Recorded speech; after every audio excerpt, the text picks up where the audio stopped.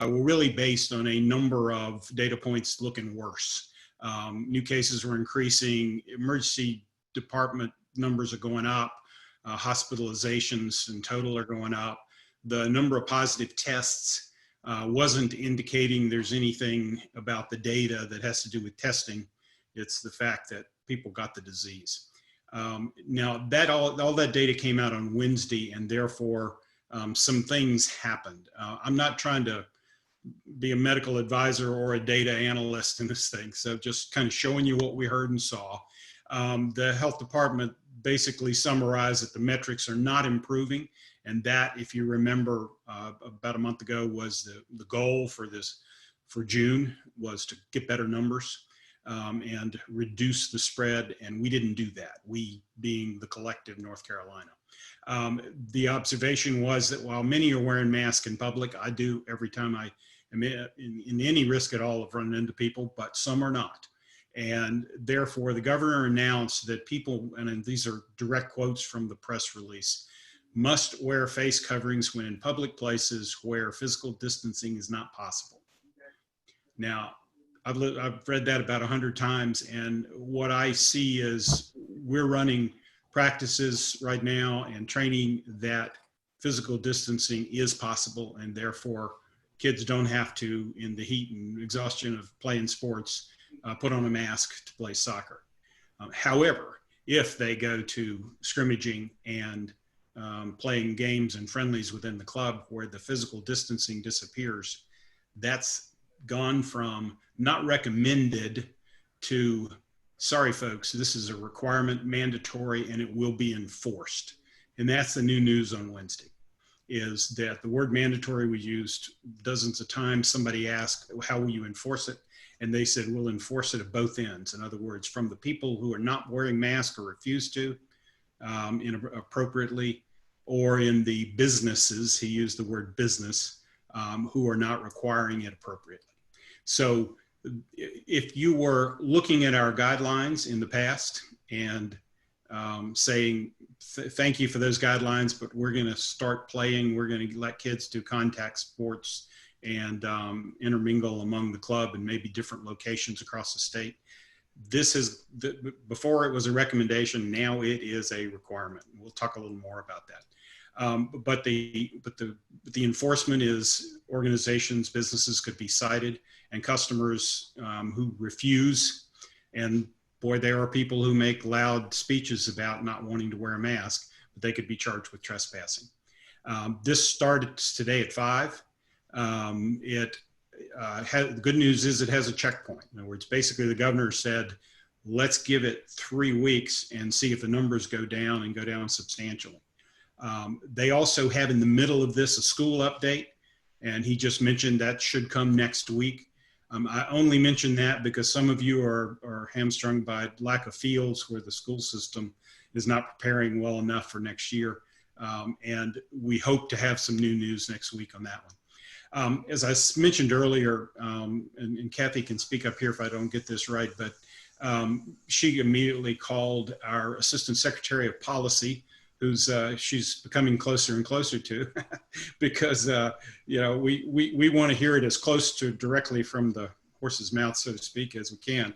So the Health and Human Services organization is the one that is sort of interpreting this policy for sports. They came out with the memo that we talked about in our last review, and she said there are no plans for another youth sports update memo at this time. So we are not expecting a change to what they have said. So that's kind of the new news. If I've made anything confusing, I could stop and report, but I'll keep going unless, Billy, you jump in and tell me I need to do something. What I wanted to kind of add to that is, how did we interpret it over the last 36 hours since he made these various mandatory statements? One is, we think our guidelines remain valid. They continue to say, let's get out and train, let's keep social distancing, let's do special ways of greeting the kids and bringing them in so that we don't get them in large groups. Let's ask them to spread their gear out and not share. and more importantly, to stay in their social distancing spaces. Now, some other organizations got very creative instantly and said, look, once we're marking off a field with our cones, we can also have the kids use lanes. In other words, not just stay in their one 10-yard by 10-yard box, but move left and right and pass the ball around. And as some of the groups that are coming out for training, aren't entire teams, that's very easy to do in a half field space. So they're getting creative, not breaking the social distancing rules at all, but still doing training in a more fun way. It avoids the comment a couple of kids have made that, we go and play in soccer jail. We clearly want to let them get out and move around, but keep the social distancing, and folks have found good ways to do that. The next 3 weeks, I think, are very important. The board would love to see the numbers go way, way down. And we start thinking like we thought we were going to be thinking in June, which was, we're going to start opening things back up and let the kids scrimmage and play in small groups. But we need to wait 3 more weeks before the what is now a mandatory requirement to keep social distancing hopefully has an effect. Those of you that have turned off the news because it's never good lately, but if you haven't been listening, we are one of a number of states having this problem, that the numbers keep going up. There are all sorts of interesting travel restrictions in a couple of states, and some of the other news could affect us as we go forward. Hopefully we can do this pause.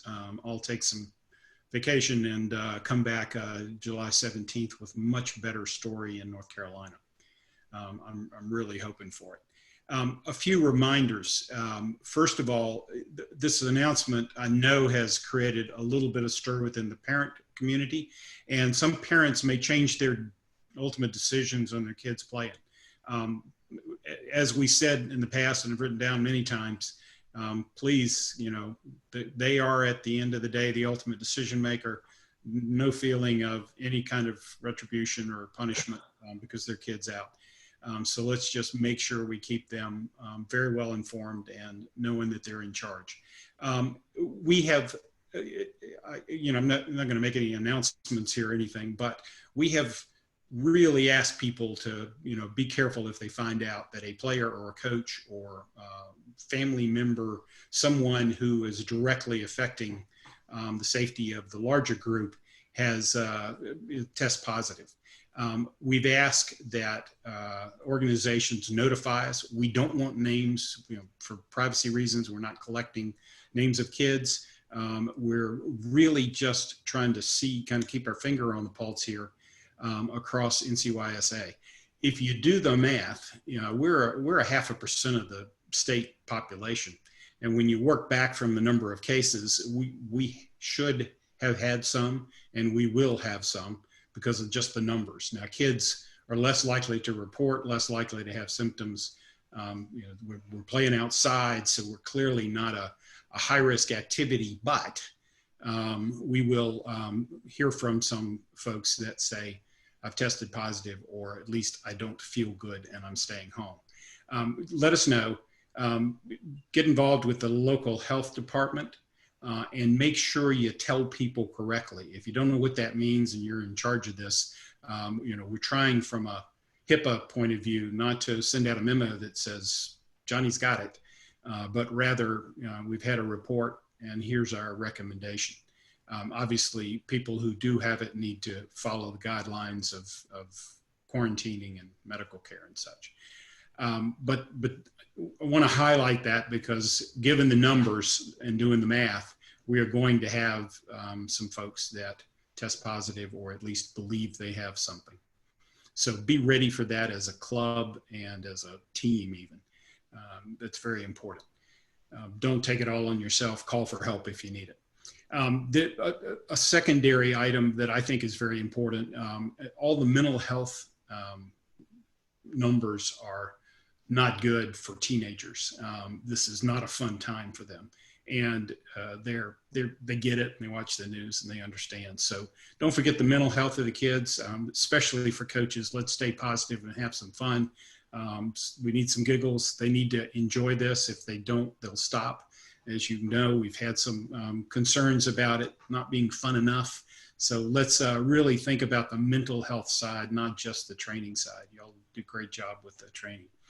On the new mask rule, just one more point on there. You can read this statement. It says operators of businesses and organizations are entitled to rely on their customer or patron statements. So if our parents bring their kids and say, no problems, I want them to play, but my kid can't wear a mask on and off the field because of some condition, or I have to bring them over here and I have this condition or that condition. It says we rely on our customers or patron statements. So you can't get shot for somebody not wearing a mask who told you I was, needed to not wear a mask. So that's an interesting thought, and apparently that problem has occurred a lot in business.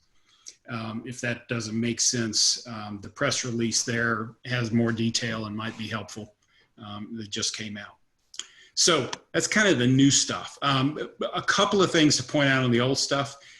Some people had originally noted that we had groups of 9. When the state went to 25, we said 25 would be okay. We could still manage that and keep social distancing on a field, on a full-size field, even probably one at each end. The number of attendees is such that should always work. So that stayed in our rules. In fact, none of these are different. These have been out there for a while. A couple of others to point out. As we arrive, we're still asking the kids if they have had their temperature checked and if they have had any signs or symptoms of things that sound like COVID. If so, let's send them home. We've also asked them to bring their equipment, and we've seen some folks managing that very well, including making kids stand and wait for mom to come back with the ball. So I think the observations I've made on the number of fields I've been on have been quite good. And then finally, I'm going to remake the point of being sensitive to accommodating parents. A lot of data has come out in the last 48 hours. I mean, the data looked bad on Wednesday. The CDC came up with a sports update. I think I saw it this morning. Maybe it was overnight. So, there's a lot going on with these reports. And so far, our guidelines are such that we're not planning to change them.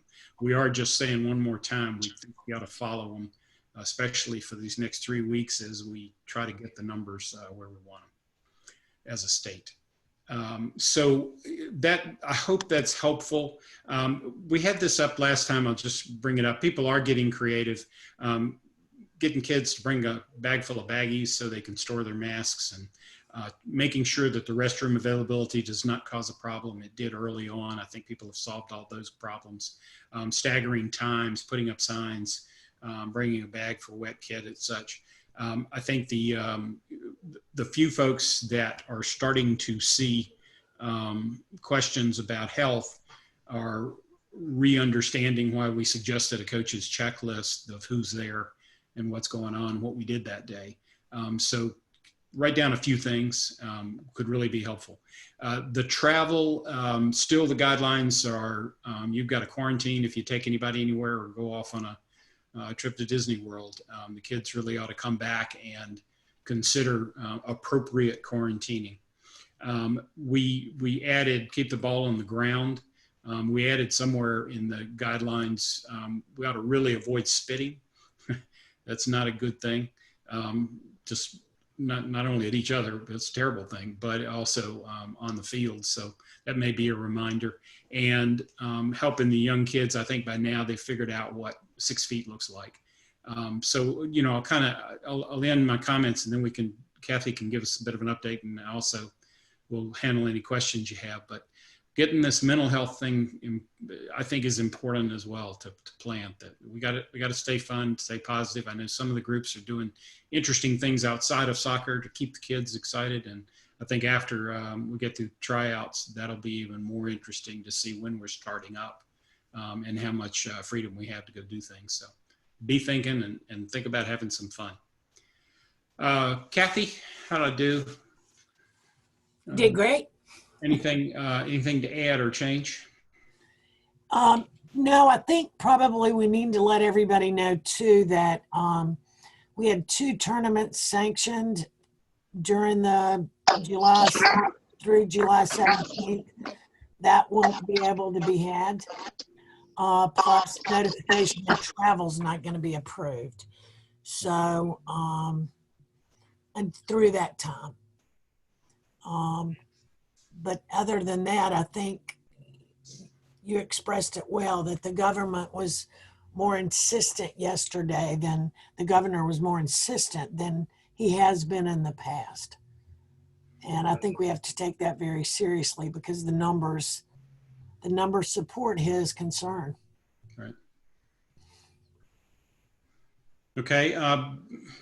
Bill, do we have any questions or comments on the chat areas that we want to follow up We on? have, Box, we have a couple questions. One question is, how many cases of COVID have been reported to NCYSA so far? The answer is more than 0. We're early enough in this thing that we don't know what we ought to say about that topic. But again, when you've got families, you've got kids, you've got coaches' families, that's pretty broad. We have an expectation we'll have some. I don't want to quote a number because I don't know it. Okay. Thanks, Boxley. The other question that I came across was, can a club scrimmage within their own club against their own players if the players are using masks and they follow all the guidelines? Mm. Well, that's interesting. First of all, I worry about a scrimmage with masks because, and maybe it's my age, but it's exhausting on a hot day to go to the grocery store. Well, the Federation, the doctor at the Federation did not recommend that. Yeah. Health-wise for the players. Yeah. And, it might be a way you discovered a breathing problem or in fact, even as a kid, and you don't want to do it that way. Okay. But my advice would be no. We've said training and practice and not contact. Yeah, so if there's not any, if there's no contact, then that would probably mean that they couldn't do it even if they had masks.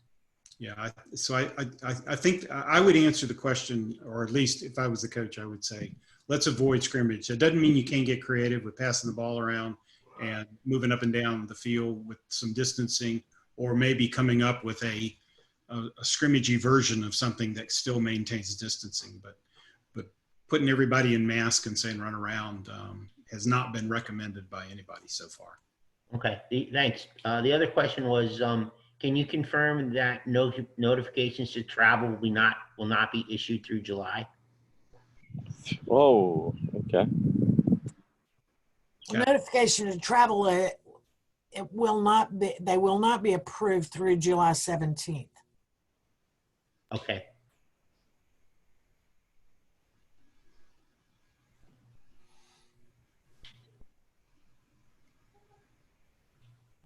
Another question just came across was the ball, the soccer ball. Does the soccer ball need to be still with the feet? And then I guess this ties into it. The goalkeepers, are allowed to use their hands yet?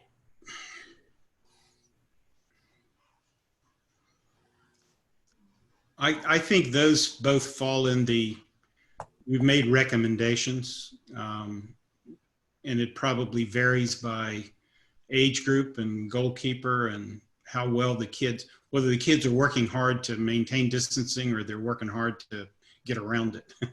I could see both of those cases. The ball on the ground is safer, and the ball not moving around hand to hand within the field is safer. Sorry, okay, that answers it. Other question is if return to play happens, can we expect a season start date of a much later time and possibly into the winter months? That's really an unknown at this point. Yeah. I mean, it's our hope to. Yeah, I'm imagining that we're going to have these 3 or 4 week kind of look-sees at data and number of cases and such, and make decisions in those kind of time windows. So I hate to say be ready, but don't get any bus tickets. You know, let's not spend any money yet and see where it goes. It's a tough question to answer right now because the data is going in the wrong direction, and we're all getting more nervous, not less. So okay, so that's good. The other question that came across was that Hey Billy, can yeah. I interrupt you a minute? Yeah.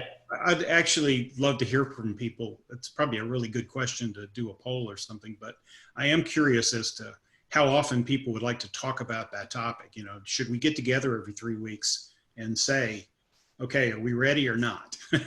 You know, and because the law may allow us, and we still may either be just, you know, uncomfortable, or our coaches are saying not yet.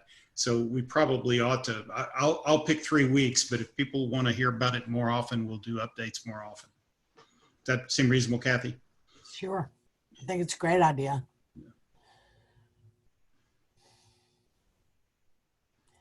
The biggest thing is we're driven by what the governor's telling us we can and can't do. Yeah. I think I mean, what I'm getting right now is a lot of people are in favor of us having more of these type of discussions. So that way we can all get on the same page as well as get more information.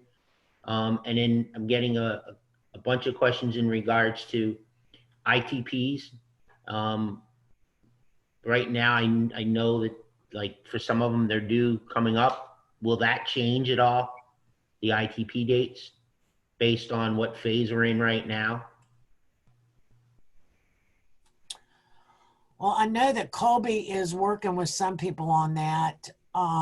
That's going to be something that I'll discuss with her, and then we'll have to get back to everybody on. But because I know that some people are having an issue with having their tryouts and those kind of things. So let me get with Colby and let's get information back out to people. Okay, and then the other one that kind of falls in line with that is, I guess, once we figure that out, then we can figure out whether or not the projected start dates that we have will still happen based on what phase we're in. Would that be a fair answer to that question? Yes.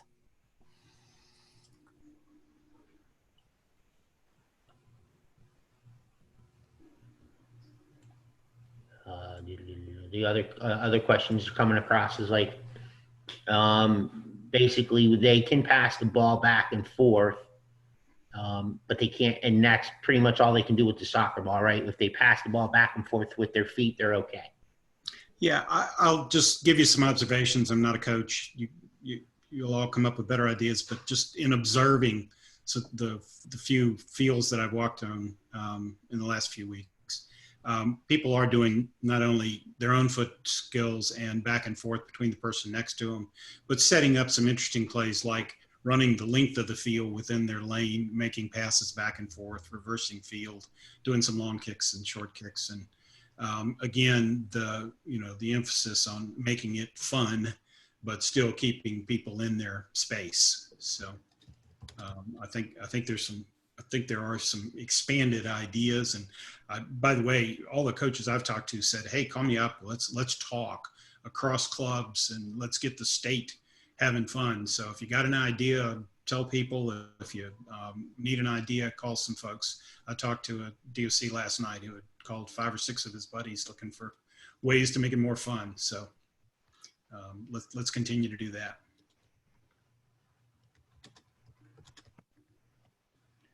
I don't see any more questions coming across. I think we've answered all the questions in here.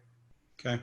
So, well, I'll close out on just this: have fun, stay positive. We're all looking at each other to stay calm and really be supportive of the parents because they're most nervous about this. Thanks. and recognize the fact that in every club, we've got folks Okay. on opposite ends of the spectrum of we ought to have the kids out there playing. These masks are crazy, all the way to the other end of I'm not letting my child anywhere near soccer. And hopefully we can get enough in the middle so that we can obey all the rules and still have some fun. I just spoke to Colby just to see what the best thing for us to do on the ITPs are. And she suggested that if you have concern, she would like to leave the date as is for everybody that can meet that deadline.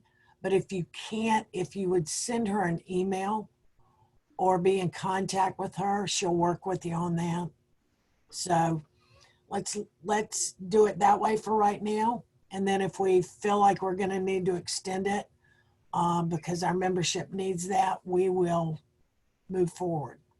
That's great. Another quick reminder, this presentation will get posted on the website. By the way, the website's going to transition to the new design early next week. So there may be a day or so that you have trouble finding things, but we'll get stuff up there in the next 24 hours on the old site and look for some much better looks and more information and lots of things on the new website. And it'll be the same URL that you've always used. We have continued to post some other documents, so we'll try to grab a link to the CDC report because it is on youth sports and has some good information, and anything else we see coming up. And as always, you know how to reach us, and please feel free to ask. We've gotten a lot of phone calls and questions along the way, so glad to give you opinions where we can and answers where we got them. Kathy, anything else? I think that's it.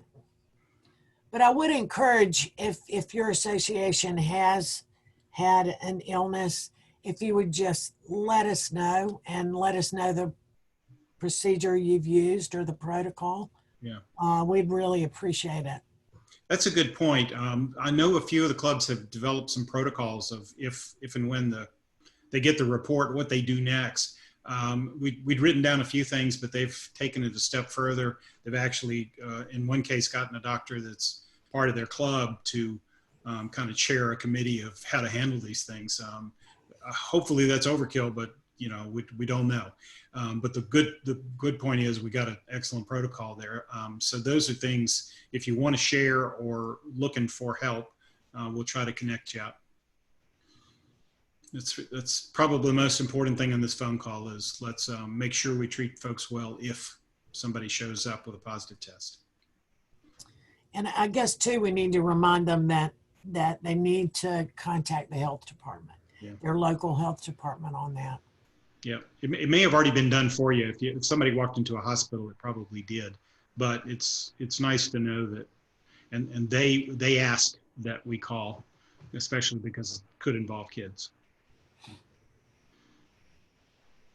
Boxley, can you tell everybody where they can find the information about what we're talking about on the website? Yeah, the lower left of the screen, if you've still got it up, when you go to our website, there will be a big button that says COVID. And when you go there, you'll see in pretty much order of when they have come out, various notes we've sent and documents. The guidelines, which, by the way, look like this, published on June 2nd, go through a summary, which I'm flashing on the screen right now, and then responsibilities for each club, coach, and parents, and player. And so those 4 pages, I think, are very useful and might be something to review every now and again. Or if some of you didn't start off initially practicing and you're bringing kids back in for the first time, it's a good thing to go back and review with parents and players. And that is again posted on the COVID, under the COVID tab on ncsoccer.org. Okay, thanks, Boxley. Kathy, if there is if someone does test positive, what's the protocols? How do they reach? Who do they reach in our office to let us know? They would just send me an email, and again, we don't expect names due to privacy, but just to let us know that they have one, and then the protocol that they have contacted the health department, and the protocol that they in-house are using. And Kathy's email is kathy@ncsoccer.org, in case you don't know that. And it's And Kathy Kath- with the K. Kathy with a K. That's my And fault. Kathy, one thing to add to that, if you've already had one and didn't report it, this is not a penalty thing. This is an offer of help and a, goodness for the soccer community. Feel free to let us know, late. If we're not taking names. We're just really trying to keep up with what's going on and making sure everybody's got information. So if we get new information from the CDC or the state, we can pass it along to you. So just let Kathy know. And the one reason we're asking that is because the powers to be have recommended that we know what's going on in our organization, Yeah. in case there are questions. So we're not trying to invade anybody's privacy. Right. And you could, these things go forward and backward, and we're getting ready to see what happens here in the next 17 days. But we'd like to say, hey, we care, we're doing it right. We've got protocols, as Kathy said. The powers that be they the government, the health department, whoever, will be ready to show them we're keeping it. We're doing our best to make it a safe thing for the kids. That's all the questions that we have right now, Boxley. So I would like to thank everyone for coming out today, being a part of this call. We will try to have another call probably sometime next week. We'll get that information out to everyone. I, myself, Kathy, and Boxley will stick around for a little bit. If anybody wants to talk to us, maybe you have a question that you don't want to ask in front of the group, we'll stay on for a little bit longer. But everyone stay safe and have a great weekend. Thank you. Thanks, everybody.